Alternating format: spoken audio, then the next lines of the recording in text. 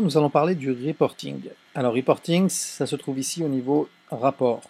Vous avez beaucoup d'informations disponibles. Il y en a 3 ou 4 qui sont utiles au démarrage. Les autres, voilà, vous les verrez plus tard quand votre équipe sera déjà plus importante. Le premier, c'est le reporting distributeur. Donc, cliquez dessus. Et vous voyez qu'il y a une autre liste avec de nombreux rapports possibles. Alors, vous avez les rapports tout d'abord de promotion. C'est-à-dire, il y a en ce moment un concours pour une croisière en Alaska qui se termine, je crois, le concours se termine fin février. Donc si je clique croisière, et je vais pouvoir voir aussi où est-ce que j'en suis. Euh, donc en allant un petit peu plus bas, je vois que voilà, j'ai déjà 60 points pour cette croisière et j'ai mon détail ici. Okay, donc ça c'est un premier type de reporting et vous avez ça pour toutes les promotions qui sont en cours. Ensuite, vous avez ici donc l'autre rapport qui est important, c'est le Downline Report. Donc quand vous cliquez dessus, vous allez pouvoir regarder par pays l'ensemble des distributeurs que vous avez. Donc les différents pays, voilà, moi j'ai Canada, France, Israël, États-Unis, Vietnam, et je vois à chaque fois le nombre de distributeurs et s'ils sont actifs ou inactifs. Donc vous vous souvenez, dans la vidéo sur l'autoship, on a expliqué ce que c'était le statut actif et inactif. Donc là, je peux le contrôler d'ici. Ok. Ensuite, revenez sur rapport et vous pouvez accéder à généalogie.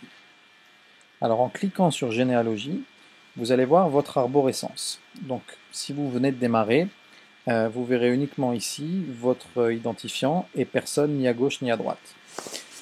Et puis à chaque fois que vous allez parrainer quelqu'un ou que quelqu'un au-dessus de vous va parrainer quelqu'un dans votre équipe, bah, finalement, il va venir s'ajouter.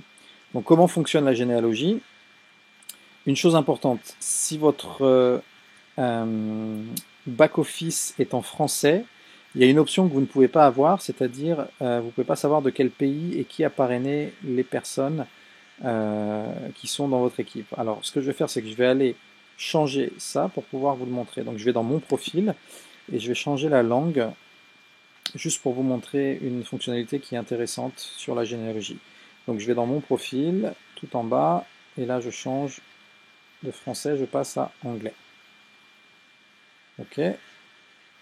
Et je confirme, et je vais revenir tout de suite sur la généalogie. Alors, rapport, généalogie.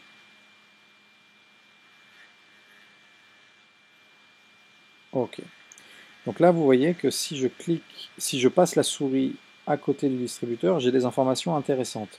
Je vais avoir son sponsor, je vais avoir le nombre de points qu'il a, s'il est qualifié ou pas.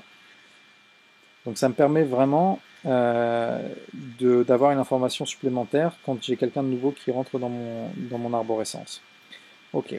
Après, si vous souhaitez aller un peu plus loin en profondeur dans votre arborescence, bah, vous cliquez sur Bottom Right. Donc là, il va m'emmener tout en bas de mon équipe de droite. Et après, si je veux voir étape par étape qui se trouve au-dessus, je clique ici et ça va me remonter d'un cran à chaque fois. D'accord? Donc là, je vois que j'ai Dang Thien Sang du Vietnam. Je clique, je vais voir le rang qui est juste au-dessus. J'ai Camille Béranguer, non, Camilla Béranguer qui est aux États-Unis, etc. Et comme ça, je peux remonter tout en haut. Vous voyez, l'un après l'autre. Et je peux faire la même chose de l'autre côté. Okay, donc comme ça vous permet d'avoir véritablement un contrôle de qui est dans votre équipe et d'où vient cette personne.